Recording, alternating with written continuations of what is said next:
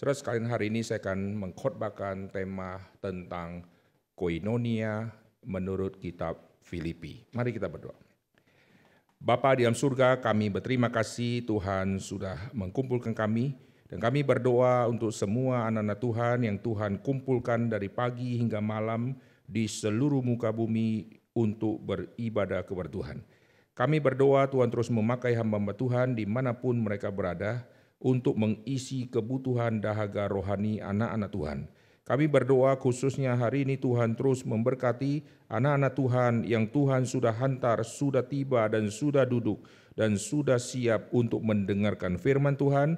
Biar roh Tuhan memenuhi hamba-hamba Tuhan dan roh Tuhan mencelikkan pikiran anak-anak Tuhan dimanapun mereka beribadah dan di gereja manapun mereka mendengarkan khotbah dengan hamba Tuhan yang Tuhan sudah siapkan dan yang Tuhan sudah beri firman. Tuhan pakai hamba-Mu di dalam menyampaikan firman, dalam nama Tuhan Yesus kami berdoa, amin. Tema koinonia ini adalah tema persekutuan. Di dalam gereja kita menemukan kesalahan mengerti tentang persekutuan. Persekutuan adalah kumpulan dari orang-orang yang nanti muncul kelompok usia yang mirip-mirip. Kelompok usia bisa anak-anak, bisa remaja, bisa pemuda, bisa lansia, bisa pasutri, dan yang lain-lain. Akhirnya terbentuklah persekutuan yang begitu banyak di dalam gereja. Saya pernah melihat jadwal gereja, pelang gereja, dengan semua item-item pelayanan. Begitu saya lihat, langsung saya pikir, jadi hamba Tuhan di gereja itu bisa koma, saudara ya. Ada yang namanya sekolah minggu, itu biasa.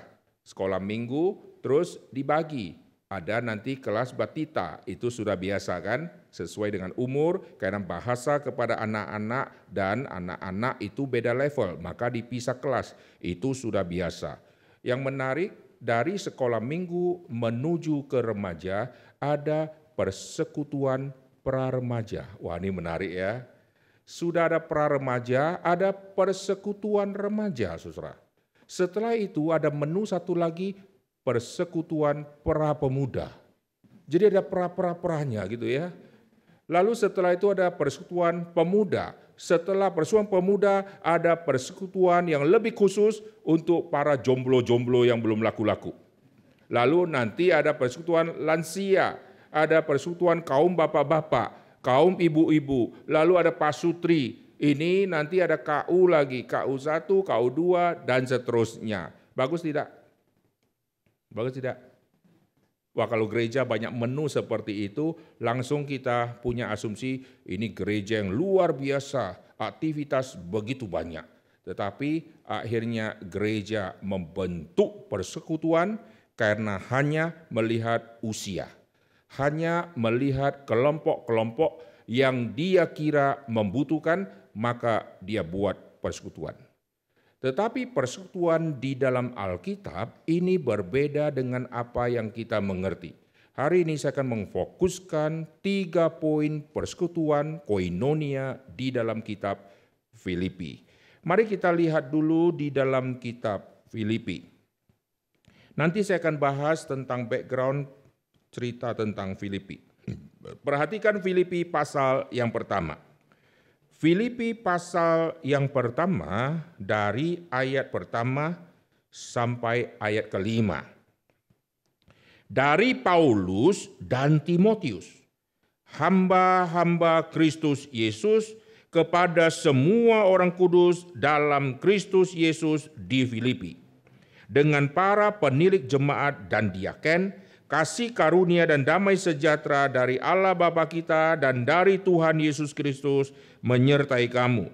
Aku mengucap syukur kepada Allahku setiap kali aku mengingat kamu, dan dalam setiap kali aku berdoa untuk kamu semua, aku selalu berdoa dengan sukacita. Ayat kelima kita baca sama-sama. Aku mengucap syukur kepada Allahku karena persekutuanmu di dalam pemberitaan Injil mulai dari hari pertama sampai sekarang ini. Ini poin pertama yang sangat penting.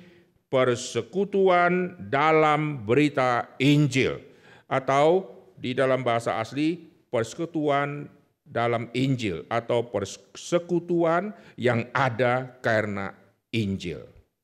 Nah, di dalam zaman gereja mula-mula, di situ pertama kali muncul tema koinonia dikaitkan dengan pengertian persekutuan yang sangat mendalam. Mari kita melihat di dalam kitab Kisah Para Rasul. Ini adalah background penting untuk kita memahami tema tentang koinonia. Pasal yang kedua kitab Kisah Rasul, saya akan baca dari ayat 41 dan 42. Orang-orang yang menerima perkataannya ini memberi diri dibaptis, dan pada hari itu juga mereka bertambah kira-kira 3.000 jiwa. Mereka bertekun dalam pengajaran rasul-rasul dan dalam persekutuan, dan mereka selalu berkumpul untuk memecahkan roti dan berdoa. Saudara perhatikan komunitas orang percaya yang disebut adalah 3.000 jiwa. 3.000 jiwa, di dalamnya ada umur yang begitu banyak, variasi-variasi yang begitu banyak, ada yang masih bujangan, ada yang mungkin sudah punya anak, ada yang mungkin sudah ditinggal suami atau istri, dan mungkin ada yang belum pernah nikah sama sekali. 3.000 orang yang begitu banyak, mereka bertekun dalam pengajaran rasul-rasul dan dalam persekutuan. Nah, saudara perhatikan, ada kata pengajaran rasul. Jadi persekutuan itu dibentuk bukan karena lihat usia. Persekutuan ini dibentuk bukan karena gender. Oh, ada wanita-wanita perlu firman, maka persekutuan wanita dibentuk. Di dalam tema koinonia kita menemukan prinsip yang sangat penting di dalam kitab Kisah Rasul, karena ada persekutuan yang fondasinya pengajaran rasul-rasul. Mereka yang sudah mendapatkan Injil, sekarang mereka mendalami firman di dalam persekutuan. Jadi persekutuan itu fondasinya adalah pengajaran. Zaman sekarang persekutuan itu fondasinya adalah kebersamaan, makan-makan, jalan-jalan, rekreasi. Maka kalau gereja ada menu itu, maka akan dianggap gereja ini hidup persekutuannya. Nah, perhatikan koinonia, bahasa asli dari kata persekutuan, ini tidak tepat diterjemahkan fellowship. Tetapi koinonia yang dimaksud di dalam Alkitab melampaui fellowship karena ini mengacu kepada partnership. Partner sama fellowship ini lain. Kalau saya bermitra sama satu orang, lalu kami membentuk satu perusahaan, maka saya ada bagian yang saya keluarkan, dia ada bagian yang dia keluarkan. Dan dua orang yang bermitra harus mempunyai satu misi yang sama, perusahaan kita akan mengacu kemana dan ujungnya akan jual produk apa. Harus satu visi dan harus masing-masing berbagian. Tetapi fellowship itu tidak ada unsur mitra. Ketemu, hai, apa kabar? Halo, makanannya enak, itu fellowship. Lalu yang siapkan makanan ini siapa? Yang siapkan adalah orang yang sudah ditentukan atau gereja yang mempersiapkan. Nah, saudara perhatikan tema koinonia di dalam kitab suci, mereka itu sudah dengar firman, mereka perlu persekutuan dengan fondasi pengajaran para rasul-rasul. Nah, ini gereja mula-mula. Lalu setelah itu berkembang sampai kepada Tuhan memakai Paulus, dan Paulus pergi penginjilan, akhirnya dia dimasukkan ke dalam penjara, dan dia masuk di penjara Roma, dan dia menulis surat kepada jemaat yang ada di Filipi ini. Jemaat yang ada di Filipi mendapatkan surat dari Paulus waktu di dalam misi yang begitu panjang sampai akhirnya Paulus dipenjarakan di Roma. Disitulah Paulus mengeluarkan tema koinonia. Tema koinonia dia sampaikan kepada jemaat di Filipi dan ada 3 jenis koinonia di jemaat Filipi. Nah, sekarang kita akan melihat background jemaat Filipi ini. Jemaat Filipi didapat oleh Paulus dengan tidak ada rencana dia menuju ke Filipi. Mari kita melihat di dalam kitab Kisah Para Rasul di pasal yang ke-16. Kisah Rasul pasal yang ke-16 ayat yang ke-5. Mereka melintasi tanah Firgia dan tanah Galatia, karena Roh Kudus mencegah mereka untuk memberitakan Injil di Asia. Jadi Roh Tuhan memimpin jejak-jejak kaki Paulus menuju ke kota-kota yang Roh Kudus ingin kerjakan sesuatu di situ. Waktu Paulus merencanakan ke kota A, Roh Kudus ingin dia ke kota B, maka Roh Kudus mengarahkan dia ke kota B, bukan melarang penginjilan. Ini kalimat kalau kita salah baca, seolah-olah Roh Kudus tidak mau Paulus pergi penginjilan. Tidak, saudara. Roh Kudus membawa orang untuk dengar Injil. Roh Kudus membawa pemberita Injil untuk tepat kesasaran. Oleh sebab itu Paulus di dalam rangka misi, dia terus mencari pimpinan Tuhan, jejak-jejak kaki untuk pindah dari kota A ke kota B. Dia minta petunjuk daripada Tuhan. Bukan karena di kota itu ada jemaat saya yang lahir di situ. Bukan karena di kota situ, karena ada objek wisata yang bagus, maka saya akan pergi ke situ. Tidak, saudara. Roh Tuhan memimpin dia ke titik yang tidak pernah dia pikirkan sebelumnya. Mari kita melihat di Kisah Rasul pasal yang ke-16 tadi. Ayat ke-8, setelah melintasi Misia mereka sampai di Troas. Ternyata Roh Tuhan memimpin dia ke pelabuhan. Kenapa Roh Tuhan membawa dia ke Troas? Troas adalah kota pelabuhan. Karena Roh Tuhan akan mempertemukan Paulus dengan Lukas. Sehingga muncullah nanti kitab Kisah Rasul yang Lukas yang akan menulisnya. Jadi misi Paulus yang begitu penting harus ada yang catat. Kalau tidak ada yang catat, maka dunia kekristenan kehilangan jejak-jejak kaki misi. Maka semua jejak-jejak kaki misi yang dilakukan oleh GRIIK, MRIIK mesti dicatat. Amin. Dan itu perlu direkap, lalu perlu dijadikan satu video sehingga itu menjadi satu rekap perjalanan misi untuk menjadi satu acuan untuk generasi mendatang.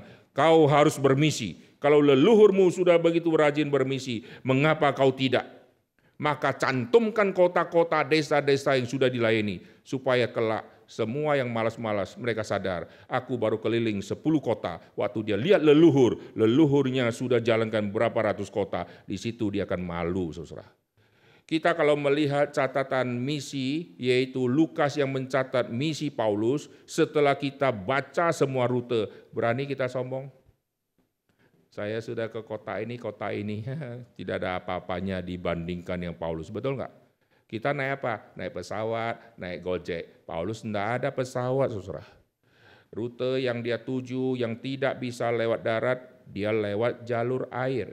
Jalur air itu sangat mahal, tiket sangat mahal, lalu lambat sekali dan panjang perjalanan karena tidak ada kapal cepat. Wah, ini resiko sangat besar karena ombak. Zaman dulu tidak ada teknologi yang begitu hebat untuk memantau ombak. Maka disebutlah dalam kitab suci, Paulus beberapa kali alami karam kapal. Bayangkan, orang yang kayak begitu sibuk melayani, orang yang begitu banyak kota-kota yang dilayani, kalau tidak ada Lukas yang catat, seluruh gereja kehilangan jejak-jejak kaki misi. Kalau tidak ada penulis kitab Injil yang Tuhan pakai menuliskan jejak-jejak kaki Kristus, kita tidak pernah tahu Sidon dan Tirus pernah Yesus kunjungi. maka perlu ada yang rekap dan catat. Siapakah yang akan catat? Paulus tidak pernah tahu. Ternyata Roh Tuhan memimpin dia di dalam rangka misi untuk mempertemukan dia dengan Lukas di Troas. Maka sejak Lukas gabung, kalimat di Kisah Rasul langsung berubah menjadi kata kami pergi. Kami pergi. Sebelum itu mereka. Karena Lukas waktu tulis, waktu dia belum ikut, mereka. Paulus, Barnabas, mereka. Setelah dia ikut, kami. Karena dia sudah masuk ke dalam. Nah, perhatikan dari Troas itu seberangnya adalah wilayah Makedonia. Nah, Paulus belum ada rencana apapun untuk menuju ke sana. Dan di Troas itulah dia dapat visi Makedonia dan akhirnya dia taat dan dia berangkat ke Makedonia dan dia tiba di kota Filipi. Makedonia begitu banyak kota-kota, ada yang besar, ada yang kecil. Dan dia tiba di Filipi. Ini dicatat di Kisah Rasul 16. Mari kita lihat. Di Kisah Rasul pasal yang ke-16, saya baca dari ayat ke-9, karena ini background penting untuk kita memahami tentang Filipi. Pada malam harinya tampaklah oleh Paulus suatu penglihatan, ada seorang Makedonia berdiri di situ dan berseru kepadanya, katanya, menyeberanglah kemari, tolonglah kami. Tidak pernah ada rencana dia seberang jikalau tidak ada misi ini. Tidak ada visi Makedonia, maka tidak ada visi menyeberang. Setelah Paulus melihat penglihatan-penglihatan itu, segeralah kami, perhatikan, Lukas sudah join di situ. Segeralah kami mencari kesempatan untuk berangkat ke Makedonia, karena dari penglihatan itu kami menarik kesimpulan. Jadi setelah mendapatkan penglihatan, ada semacam diskusi. Ada semacam sharing, maka pelayanan misi perlu ada rekan. Kadang-kadang kalau kita pergi sendiri kita bingung, saya masuk kota ini atau tidak ya, kota ini atau tidak ya, Tuhan gerakkan ke kota ini atau tidak. Kayaknya Tuhan gerakkan ke kota itu. Waktu mau pergi, mau tanya teman tidak ada, saudara. Kami menarik kesimpulan. Allah telah memanggil kami untuk memberitakan Injil kepada orang-orang di sana. Dan kami bertolak dari Troas, langsung berlayar ke Samotrake. Keesokan harinya tibalah kami ke Neapolis. Dari situ kami ke Filipi, kota pertama di bagian Makedonia. Suatu kota perantauan orang Roma. Di kota itu kami tinggal beberapa hari. Perhatikan, visi Makedonia, orang yang panggil nyebrang. Ayo nyebrang. Tidak pernah kasih alamat. Nanti kau nyebrang, gua sambut di pelabuhan. Tidak ada, saudara. Kau nyebrang, sudah kusiapkan 5 kamar untuk tim misimu. Tidak ada.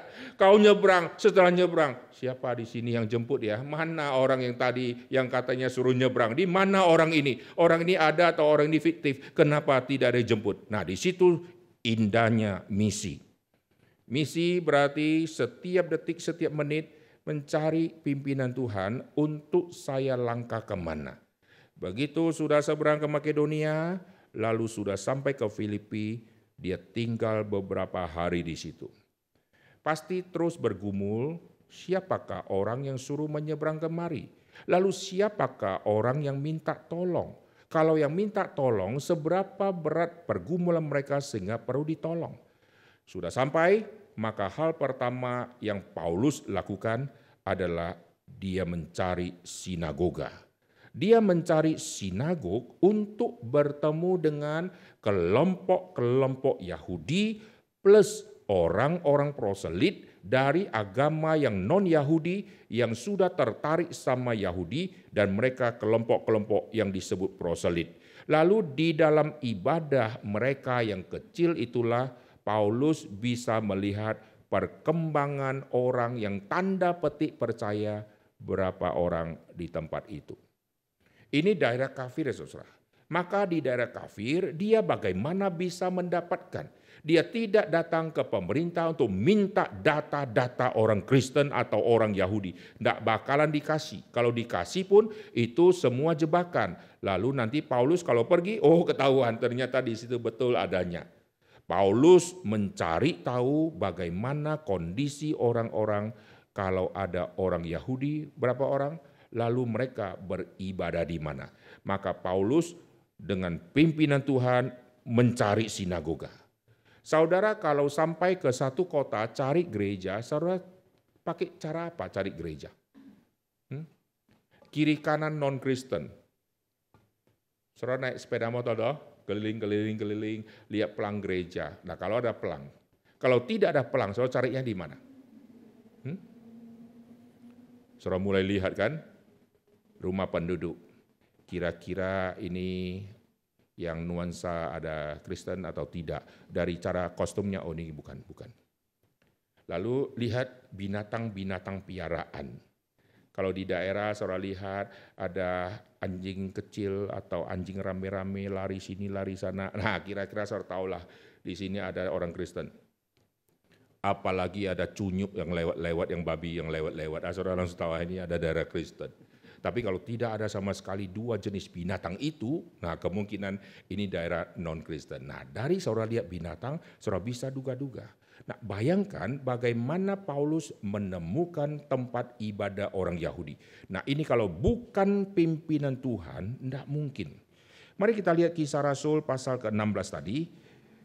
Setelah dia sampai ke Filipi, dia tinggal beberapa hari. Nah ini semua pendahuluan sangat penting karena nanti akan berhubungan dengan koinonia. Pada hari Sabat, kami keluar pintu gerbang kota. Jadi dia tunggu hari Sabat. Saudara kalau mau cari orang Kristen, tunggu hari Minggu.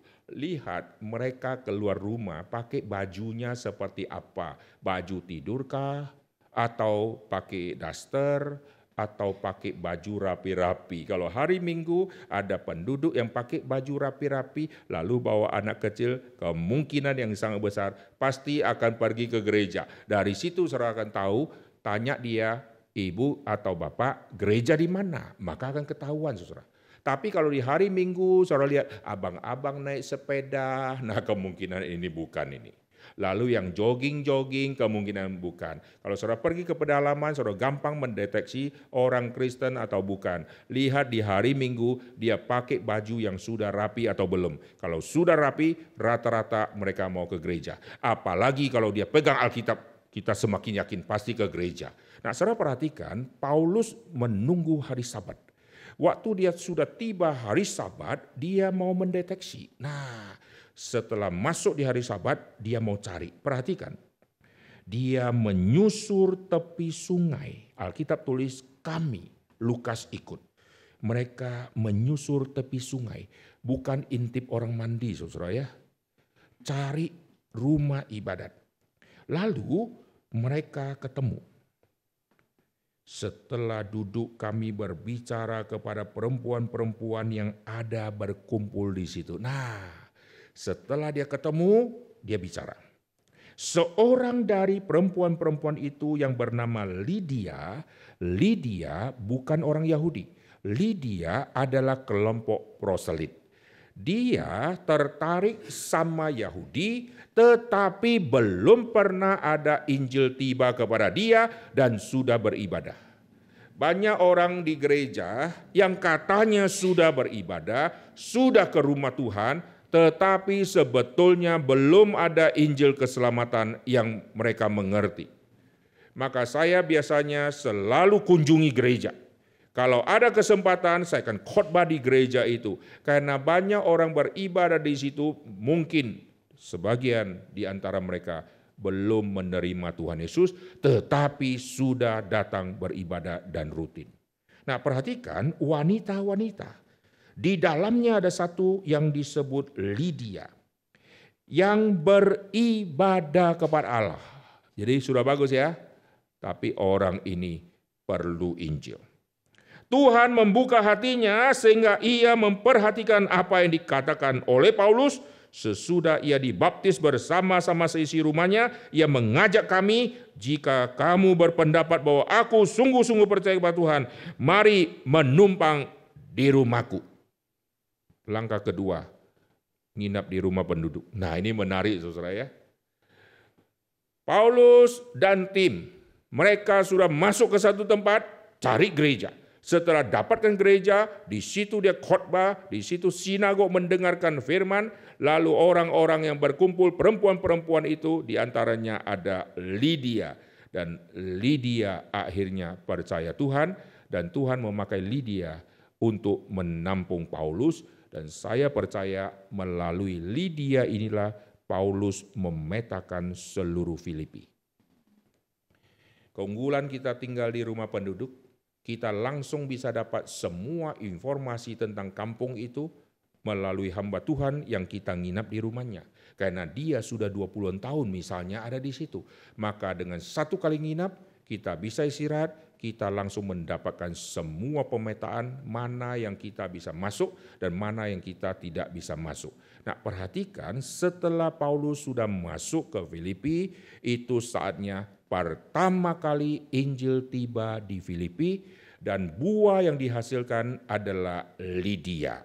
Nanti pelan-pelan Filipi akan berkembang menjadi jemaat. Bukan lagi menjadi orang-orang Yahudi yang beribadah di sinagog yang tidak ada Kristus. Tetapi sudah disebut jemaat, sudah disebut orang-orang kudus, orang-orang yang dipisahkan karena Kristus sudah memenangkan mereka. Berarti kelompok-kelompok Yahudi tadi yang berkumpul, baik ada perempuan kah, ada laki-laki kah, nanti satu persatu akan bertobat dan mereka akan menjadi jemaat mula-mula yang ada di Filipi. Dan mereka mendapatkan firman dari Rasul Paulus. Setelah dapatkan firman dari Rasul Paulus, mereka akan bersekutu. Nah, perhatikan. Jemaat mula-mula bersekutu di atas fondasi pengajaran rasul-rasul.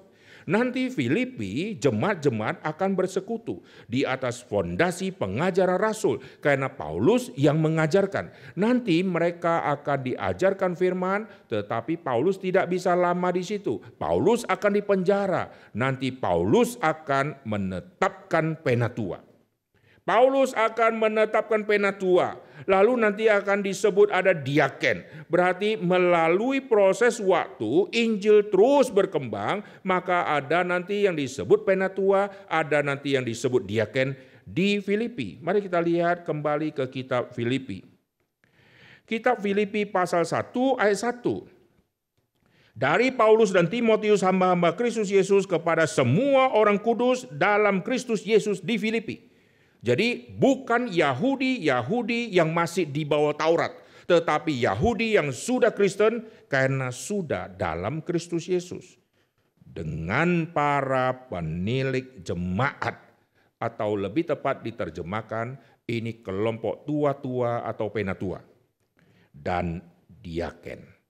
Wah, saudara perhatikan ya, ini sudah ada kelompok rohaniawan, sudah ada penatua. Penatua-penatua diangkat untuk menggantikan posisi-posisi rasul, karena rasul-rasul akan pindah ke kota-kota yang lain, maka penatua awam ini yang akan menggembalakan secara sementara jemaat yang ada di situ, sampai kalau suatu saat ada orang utusan yang dikirim untuk menetap ke situ, maka orang ini yang akan memegang kendali yang sangat penting.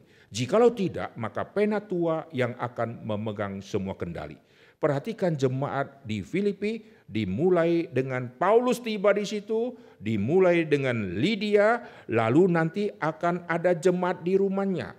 Mulai berkembang, penginjilan mulai berkembang, lalu mereka bersekutu. Mereka waktu bersekutu, mereka bukan fellowship, karena fellowship hanya ketemu, makan, minum, halo apa kabar, anakmu gimana, ujiannya gimana, lulus kapan, libur kapal. Tetapi mereka masuk di dalam koinonia yang berarti partnership. Maka kalau partner berarti mitra. Jikalau 20 orang ada di dalam satu koinonia persekutuan, maka masing-masing akan berbagian.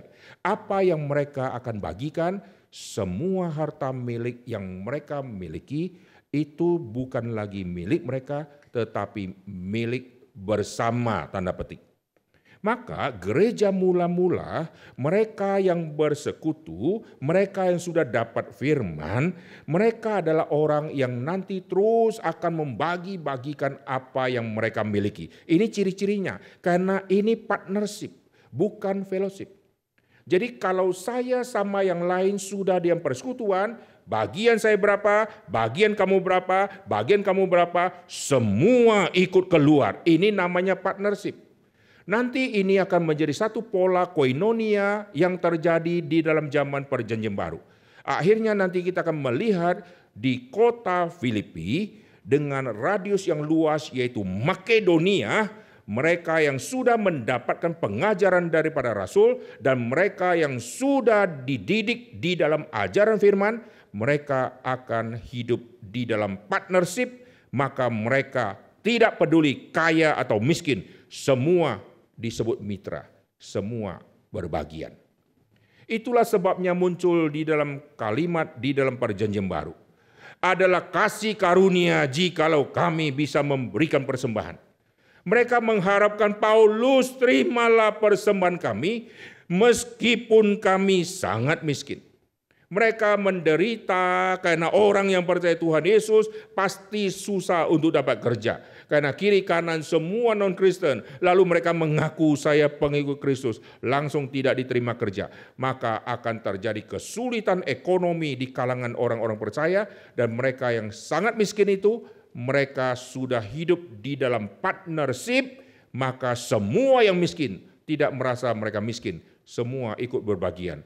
Dan Paulus waktu melihat rohani mereka yang luar biasa waktu mau memberi, Paulus sangat membanggakan apa yang mereka kerjakan. Dan Paulus bangga, ini semua yang mereka bisa kerjakan. Ini kalau bukan roh Tuhan yang memimpin mereka itu tidak mungkin. Dan Paulus kaget luar biasa. Dia taksir angkanya kira-kira begini, ternyata mereka memberikan lebih dari kemampuan mereka dan lebih dari apa yang Paulus pikirkan. Jadi saudara perhatikan, ini koinonia sudah dijalankan dengan benar. Semua sudah jadi partner, maka semua sekarang berbagian. Tolong terima persembahan kami untuk diserahkan kepada orang-orang kudus yang ada di Yerusalem. Mereka adalah orang Yahudi yang sudah menjadi orang Kristen. Daerah Makedonia, daerah kafir. Daerah kafir sudah hidup miskin karena mereka tidak bisa dapat kerja dengan leluasa lagi karena sudah jadi orang Kristen. Tetapi mereka mengingat di Yerusalem orang Yahudi sedang mengalami kesusahan. Kami juga alami kesusahan karena tema fellowship adalah tema partner. Maka semua ikut memberikan persembahan untuk mendukung yang namanya Yerusalem. Nah, saudara perhatikan, kasih muncul di dalam persekutuan. Bukan kasih yang say hello, kasih yang ikut berbagian. Ini yang paling sulit. Kita kalau senyum, pagi Pak, setelah orang itu lewat, muka kita langsung diam. Karena sudah di setel. Pagi Pak, lewat dia kan. Ibu, gimana kabarnya Ibu? Aduh luar biasa. Langsung berubah muka kita, karena dia lewat saudara. Kita hidup kayak ada tombol on off. Ketemu, langsung on. Halo, shalom. Sudah selesai dia lewat, muka kita kembali lagi. Ya gimana kabarnya? Wah luar biasa, kamu lucu sekali. Lewat, kayak setan lagi mukanya. Kalau kita melihat apa yang terjadi dalam kitab suci, baru kita sadar. Kita diam gereja sudah banyak kesalahan di dalam pelanggaran yang tidak sesuai kitab suci. Jadi koinonia bukan ngumpul-ngumpul. Koinonia adalah membawa orang hidup yang bermitra. Nah, sekarang kita kembali ke kitab Filipi pasal yang pertama. Mereka yang tadi sadari satu percaya, lalu akhirnya ada orang rumah gitu ya, yang Lydia tadi satu persatu menjadi percaya dan seterusnya. Sekarang ayat kelima kitab Filipi. Pasal yang pertama ayat kelima. Aku mengucap syukur kepada Allahku karena persekutuanmu dalam berita Injil mulai dari hari pertama sampai hari ini. Saya bersyukur saudara. Mulai dari hari pertama, kapankah mereka mendapatkan Injil? Pada saat Paulus tiba di Filipi. Lalu kapan mereka mulai membentuk persekutuan? Saya percaya tidak lama sesudah itu. Jikalau Paulus waktu tiba lalu ada pertobatan si Lydia, mungkin di dalam waktu seminggu kah, 2 minggu kah, sebulan kah, setelah orang percaya yang sudah begitu banyak itu, mereka merindukan ada komunitas yang baru, bukan komunitas di sinagog yang adalah orang-orang Yahudi yang hanya percaya Taurat, tidak percaya Yesus yang adalah Mesias.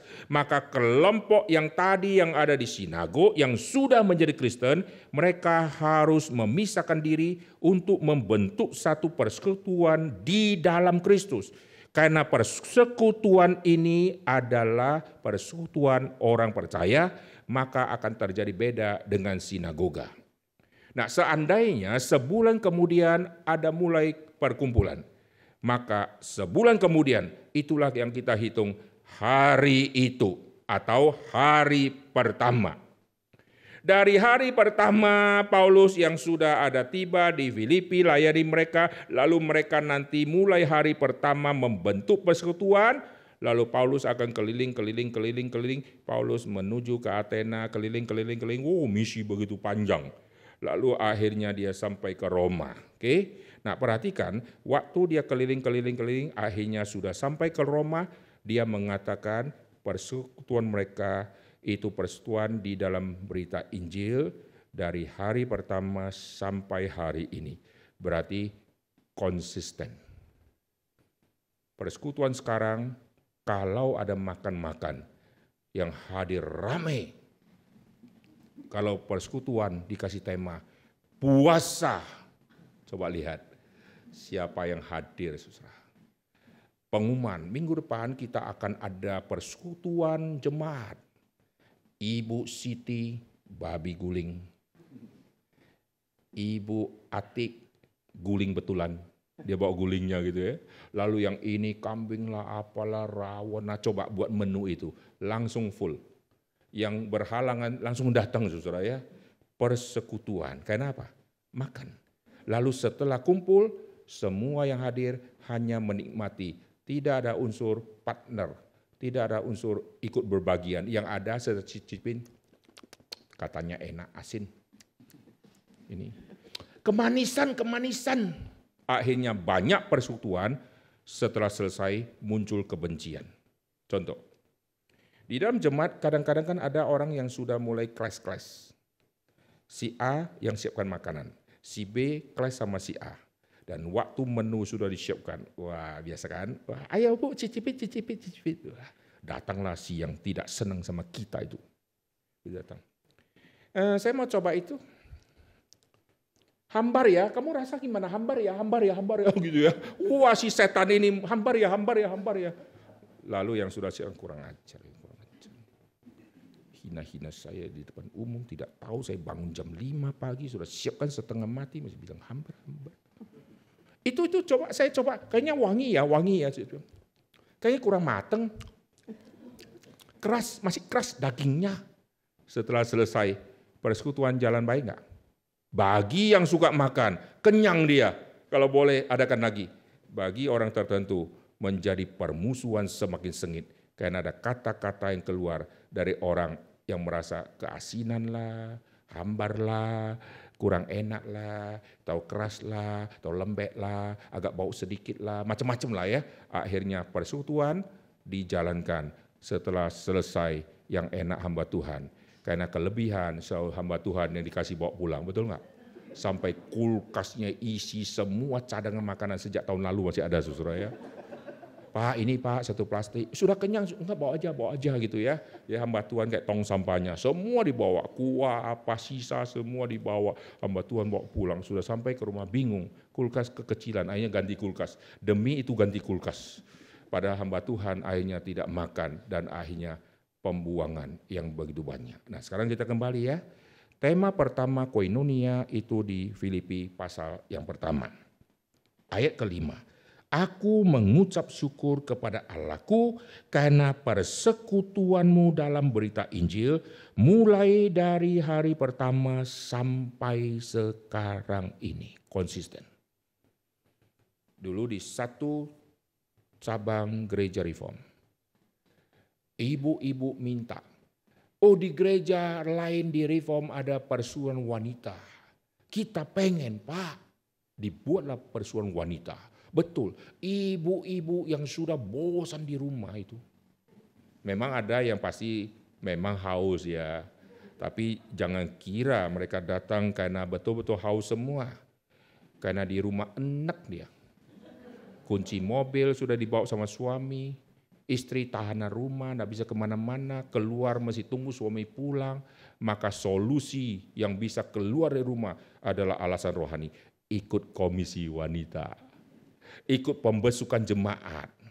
Misalnya ya, kalau kita di GRI Buaran, kapan kita besuk jemaat kita di Bogor, padahal dia pengen coba asinan di Bogor. Udah lama gue nggak pergi. Di rumah saya tidak bisa keluar karena suami bawa satu mobil pulang sudah malam nggak bisa keluar.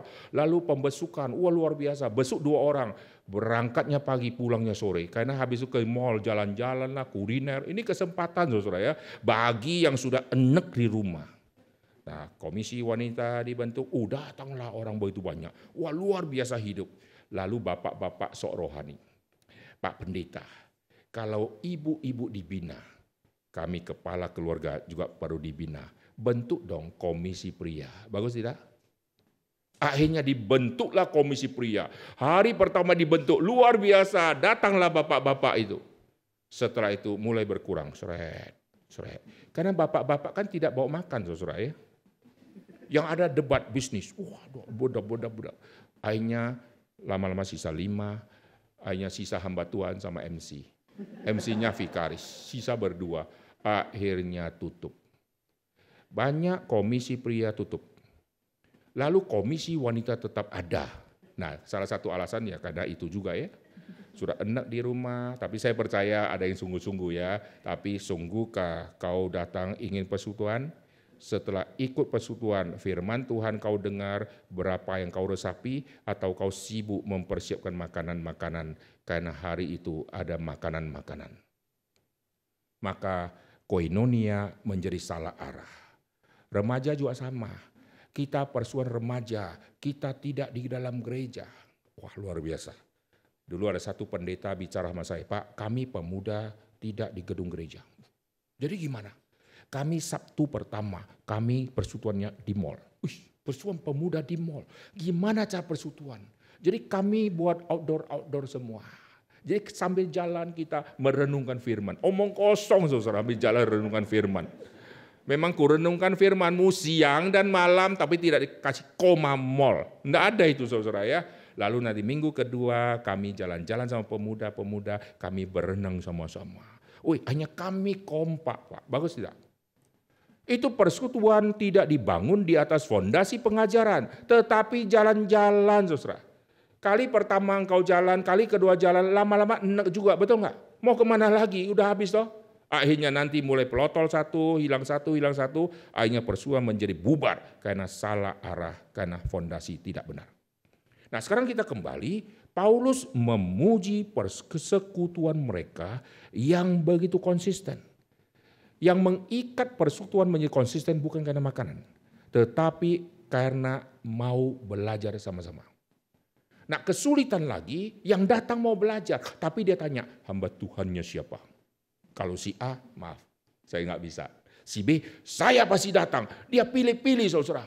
Akhirnya kalau si A dia tidak datang, si B dia datang, si C dia malas-malas, si D malas-malas, si A muncul lagi di 3 bulan kemudian. 3 bulan baru muncul lagi. Akhirnya pengertian firman nggak tambah karena persekutuan dia kalau mau datang, dia cek siapa yang sampaikan firman. Ini bahaya saudara. Nah saudara perhatikan di dalam jemaat mula-mula mereka berkumpul. Mereka berkumpul sama-sama merasakan bagaimana pertobatan yang mereka terima. Mereka perlu belajar lebih dalam dan mereka bertekun di dalam ajaran para rasul. Lalu mereka yang sudah bertekun, nanti langkah berikutnya mereka terus akan membagi. Apa yang ada dalam diri mereka, mereka tidak simpan, mereka terus lakukan kebiasaan ini, terus membagi. Akhirnya sampai kepada zaman Paulus, kita melihat Paulus mentegakkan satu jemaat di Filipi, dan jemaat di Filipi mengerti tema koinonia ini. Dan nanti mereka akan belajar untuk berbagi, karena mereka jadi partner. Mari kita kembali ke Filipi pasal yang pertama tadi. persekutuanmu dalam berita Injil mulai hari pertama sampai sekarang ini. Nah, ini poin pertama, puncaknya ada di ayat 20 dan 21. Setiap poin ada puncaknya. Ayat 20-21, sebab yang sangat kurindukan kuharapkan ialah bahwa aku dalam segala hal tidak akan beroleh malu, melainkan seperti sedia kala, demikian pun sekarang Kristus dengan nyata dimuliakan di dalam tubuhku, baik oleh hidupku maupun oleh matiku. Karena bagiku hidup adalah Kristus dan mati adalah keuntungan. Saudara lihat nanti 3 poin persekutuan semua puncaknya tentang Kristus. Kita buat persekutuan, kenapa? Karena kita sudah dimenangkan. Kristus sudah mati untuk kita, maka semua yang Kristus sudah kerjakan, kita yang tidak ada apa-apanya, sekarang kita sudah ditebus. Maka kita yang sudah ditebus, sekarang kita membentuk satu persekutuan. Kita belajar firman bersama-sama, maka kita mulai melihat apa yang kita bisa sumbangsi. Dan mereka akan membagi-bagikan. Lalu setelah membagi-bagikan selesai, tidak. Paulus menuntut mereka untuk mengerti lebih dalam. Maka kita lihat di pasal yang pertama ayat ke-9. Inilah doaku, semoga kasihmu makin melimpah. Bagus, kasih, memperhatikan, diakonia terus jalan, bagus. Tapi perhatikan, melimpah dalam pengetahuan. Pengetahuan yang benar dalam segala macam pengertian. Berarti semua yang dikerjakan harus ada fondasi pengertian yang benar. Kita akan membagi sembako, lalu semua ikut, hanya salurkan beras dari tempat yang jual, lalu sekarang sudah ada di gereja, diplastikin, kita serahkan ke yang membutuhkan. Beras yang kita beli, kita salurkan lagi satu, terus difoto, lalu selesai. Orang yang menyalurkan setelah pulang tetap sama. Pengertian firman tidak nambah-nambah, pembinaan tidak datang, seminar tidak ikut, tetapi kalau pembagian sering dia muncul karena difoto, saudara, memberikan. Wah, luar biasa. Foto di pelang yayasan apa, lalu dia senang luar biasa. Saya sudah ikut berbagian di dalam diakonia. Saya sudah menunjukkan sikap kasih gereja. Kami orang-orang gereja sekarang sudah memberikan pelayanan kepada panti asuhan A, B, C, dan seterusnya. Ini kebanggaan dari gereja. Padahal yang dituntut oleh Paulus adalah kasih yang melimpah dalam pengetahuan. Lalu dalam segala macam pengertian. Berarti fondasi firman. Nah, kesulitan lagi kalau kita ada persekutuan, selalu orang bilang firman lagi. Jadi kalau persekutuan tidak ada firman, itu apa? Oh, itu baru persekutuan. Maka persekutuan firman dikorting jadi 5 menit. Setelah baca, demikianlah firman Tuhan. Kita renungkan di rumah masing-masing, karena persekutuan tidak boleh khotbah panjang, gitu kan? Akhirnya persekutuan hanya kumpul, lalu firman Tuhan disingkatkan, lalu sisanya, lalu acara yang lain-lain begitu banyak.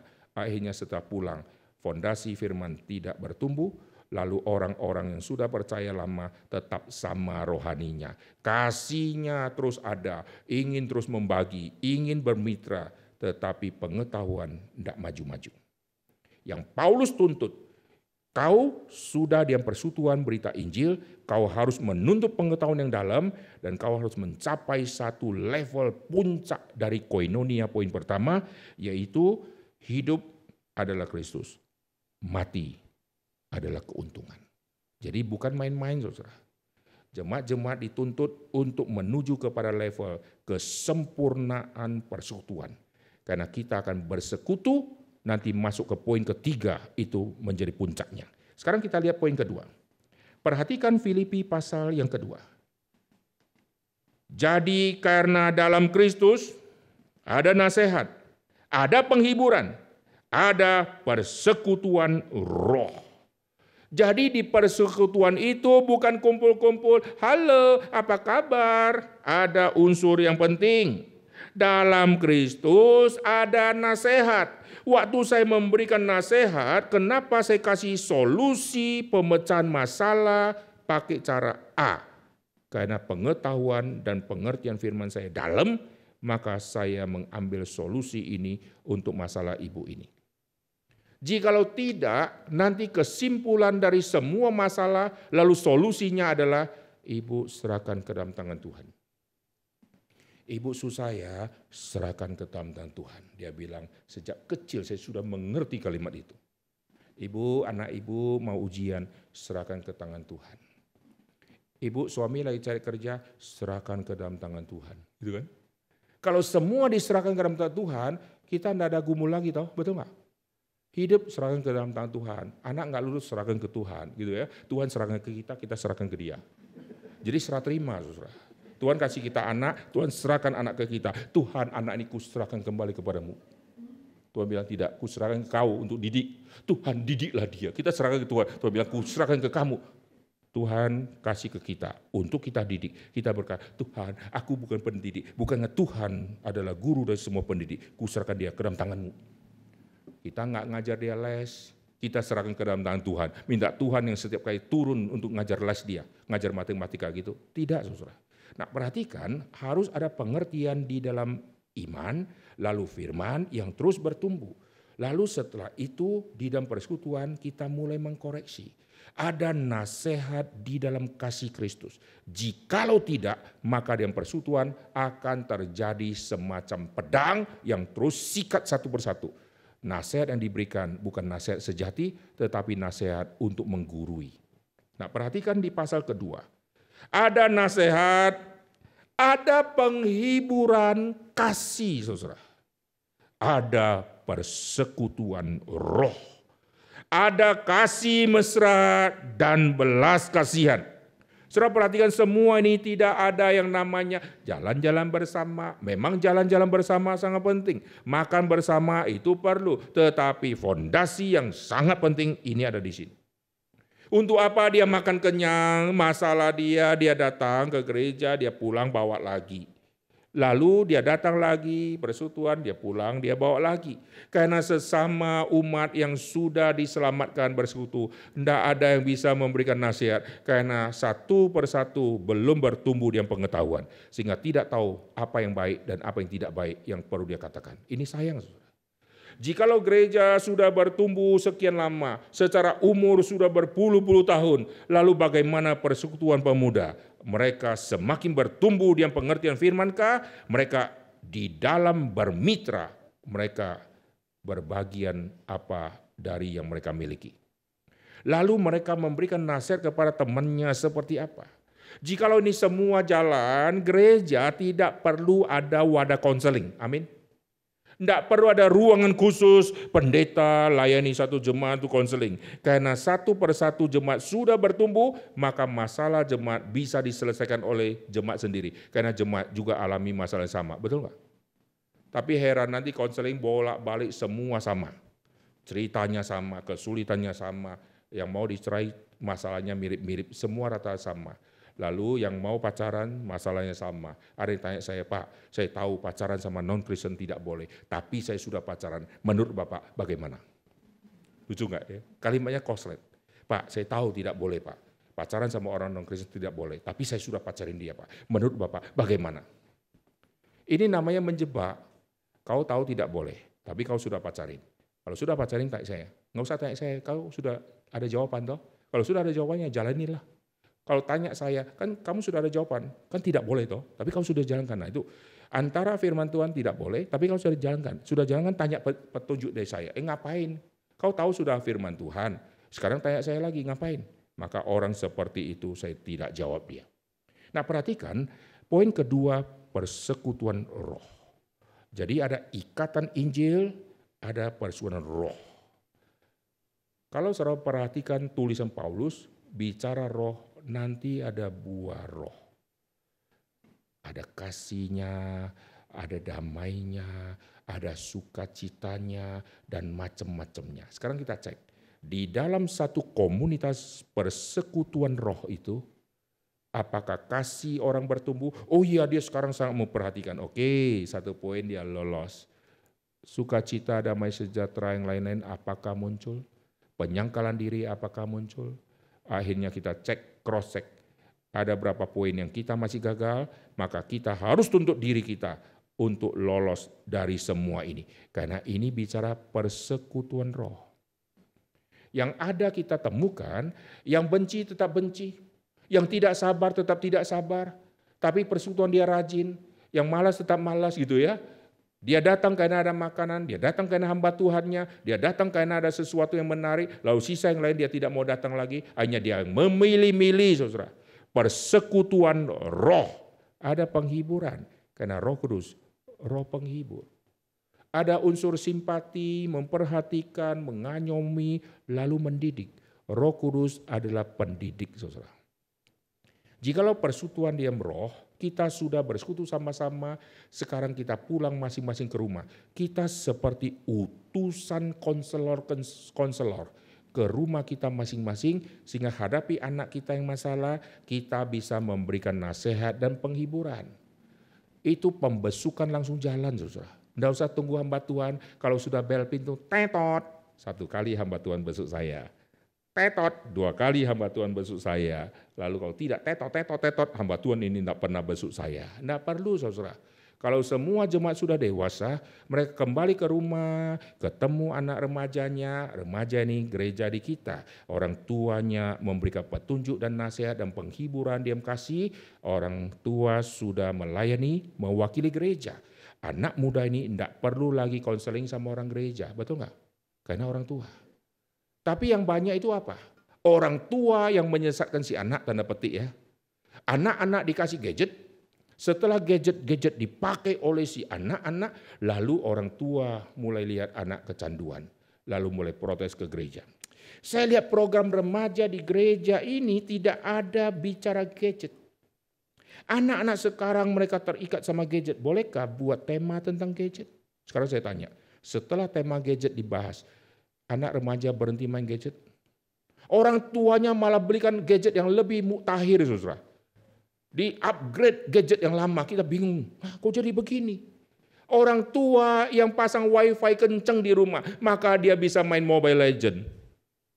Orang tua yang belikan handphone yang layarnya sudah tajamnya luar biasa sehingga bisa menampung semua handphone, semua game yang perlu memori yang besar. Ini orang tua sudah rusakin, lalu serahkan ke gereja. Harap 1 kali persuan remaja dengan tema gadget, anak itu akan buang gadget. Ini semua omong kosong. Jadi gereja menjadi penampung semua kerusakan orang tua yang sudah salah didik anak. Jikalau orang tua ikut persekutuan, orang tua sudah dewasa, orang tua yang selesaikan semua masalah-masalah di dalam keluarganya. Nanti orang tua ini punya teman, dia selesaikan masalah temannya. Akhirnya orang tua ini menjadi utusan setelah keluar dari persekutuan. Karena persekutuan itu fondasinya adalah berita Injil, pengajaran, dan ada persekutuan roh. Ada unsur menghibur, saudara. Oke. Perhatikan poin yang kedua, ini puncaknya di ayat ke-5.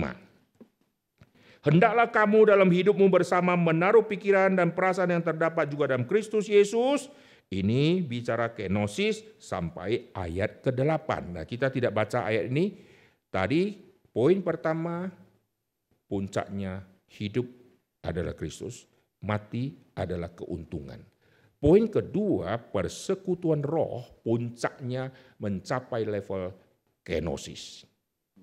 Wah, kalau kita sudah mencapai level kenosis, ada spirit itu, kita ke gereja nggak sombong-sombong, saudara. Saya direktur utama, semua sudah tidak ada. Ini contoh di dalam pasal 1 ayat 1. Paulus rasul, tetapi dia tidak membanggakan dirinya. Aku rasul yang paling hebat, tahu tidak? Aku hambanya Kristus. Aku sama Timotius, kami beda level. Tidak, di pasal 1 ayat 1 dia samakan dia sama Timotius menjadi satu level. Ini spirit kenosis ada di Paulus. Perhatikan ayat 1. Pasal 1, dari Paulus dan Timotius. Tidak ada keterangan Paulus yang senior, Timotius yang junior. Tidak ada itu. Hamba-hamba Kristus Yesus, kami semua levelnya sama. Ini spirit kenosis daripada Paulus. Dan ini orang yang sangat matang di dalam persekutuan.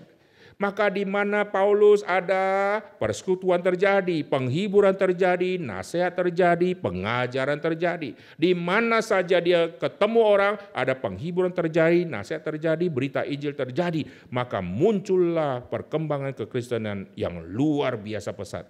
Karena di mana orang yang berada itu, dia akan menyampaikan berita penghiburan, lalu berita Injil. Oke, itu poin kedua, persekutuan roh, lalu mencapai puncaknya yaitu kenosis. Sekarang kita lihat poin yang ketiga di Filipi pasal yang ketiga. Filipi pasal ketiga di ayat ke-10. Yang ku kehendaki ialah mengenal dia dan kuasa kebangkitannya dan persekutuan dalam penderitaannya. Koinonia dalam penderitaan Kristus. Nah, ini puncak yang sangat penting. Persekutuan ada unsur penderitaan. Wah, kita persekutuan inginnya happy, betul nggak? Kalau persekutuan pulangnya menderita, kita bilang ini persekutuan macam apa ini? Ada orang tulis informasi pesan ke saya, ya Pak, kita orang Kristen hidup di dunia sudah menderita. Masa ikut Yesus harus menderita lagi? Orang ini tidak mengerti ikut Kristus harus menderita. Kita sebagai orang Kristen, orang yang sudah ditebus, kita hakikatnya adalah harus menderita bagi Kristus. Nah, saudara perhatikan, penderitaan ini adalah poin yang sangat penting di dalam tema persekutuan. Persekutuan di dalam penderitaan Kristus. Waktu Yesus di Taman Getsemani, Yesus ingin sekali bersekutu sama 3 murid inti di dalam persekutuan doa ini.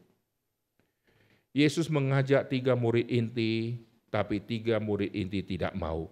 Dan mereka tidak mau ikut bersama-sama bergumul tentang kematian Tuhan Yesus, karena itu adalah Taman Getsemani saat terakhir Yesus sebelum dia ditangkap. Persekutuan dalam penderitaan. Mereka enak-enak tidur. Akhirnya setelah itu Yesus ditangkap dan Yesus diadili, Yesus dihukum dan akhirnya Yesus dimatikan. Nah, sampai kita melihat rasul-rasul setelah di hari Pentakosta mereka mengerti menderita itu bagian dari persekutuan yang sangat penting. Saya kasih contoh begini. Waktu saya melayani, saya menderita. Wah, saya bisa menikmati persekutuan di dalam penderitaan Kristus ini. Karena demi Kristus saya menderita. Kalau demi Kristus saya menderita, Roh Tuhan tidak mungkin undur daripadaku, Roh Tuhan akan menghibur saya. Jadi meskipun kiri kanan saya tidak ada orang, saya di penjara, tetapi ada persekutuan yang intim antara saya sama Tuhan, Roh penghibur menghibur saya. Roh penghibur membimbing saya. Inilah yang terjadi waktu Rasul ditangkap, Rasul dipenjarakan, bisa ada muncul nyanyian di dalam penjara. Karena ada sukacita, damai sejahtera dan tidak takut. Pada saat mereka bisa kabur, mereka tidak kabur. Ini terjadi di kepala penjara Filipi yang akhirnya bertobat. Saatnya bisa kabur, mereka tidak kabur. Berarti ada damai di dalam tahanan. Dan karena mereka tidak kabur, akhirnya Tuhan memakai cara itu, Tuhan akan memenangkan kepala penjara.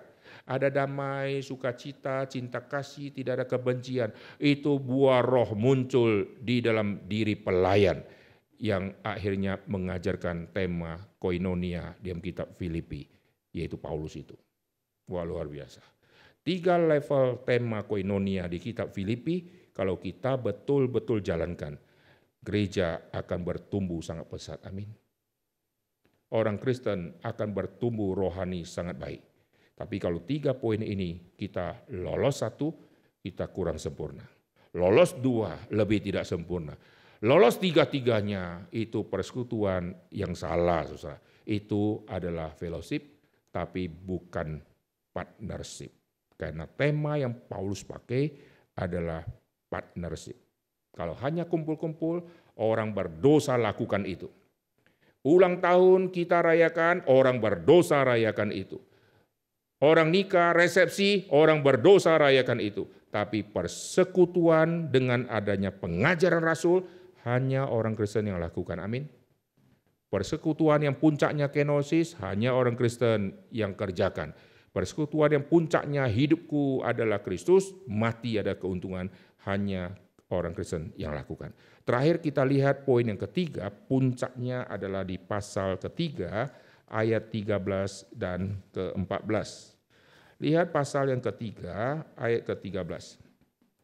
Saudara-saudara, aku sendiri tidak menganggap bahwa aku telah menangkapnya, tetapi ini yang kulakukan, aku melupakan apa yang telah di belakangku dan mengarahkan diri kepada apa yang di hadapanku dan berlari-lari kepada tujuan untuk memperoleh hadiah, yaitu panggilan sorgawi dari Allah dalam Kristus Yesus. Jadi persekutuan yang membawa semua anggota mengerti panggilan mereka masing-masing di hadapan Kristus. Bukan kumpul-kumpul pulang, masalah tetap sama, solusi tidak ada. Tanya sesama orang yang bersekutu, dia bilang aku enggak tahu, tanya boksu saja. Tanya lagi, ada masalah saya bisa enggak tolong? Aduh saya enggak bisa, tanya vikaris saja. Lalu selama menjadi orang Kristen enggak pernah menghibur, enggak pernah menasihatkan, enggak pernah memberikan pengertian apapun, sayang sekali.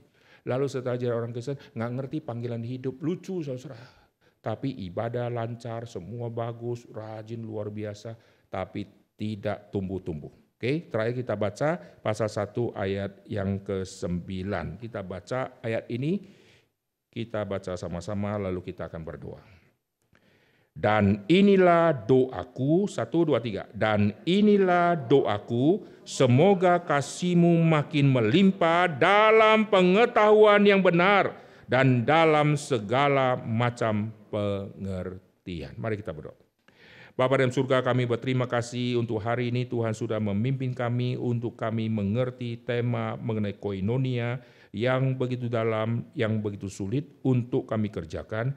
Tetapi inilah yang Tuhan tuntut melalui catatan di Alkitab dan melalui ajaran Rasul Paulus untuk setiap gereja Tuhan, bukan hanya kepada jemaat Filipi, tetapi kepada seluruh jemaat-jemaat Tuhan di seluruh muka bumi.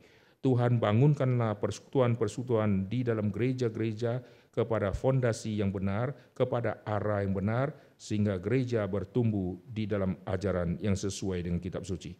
Dengar doa kami Tuhan, dalam nama Tuhan Yesus kami berdoa. Amin.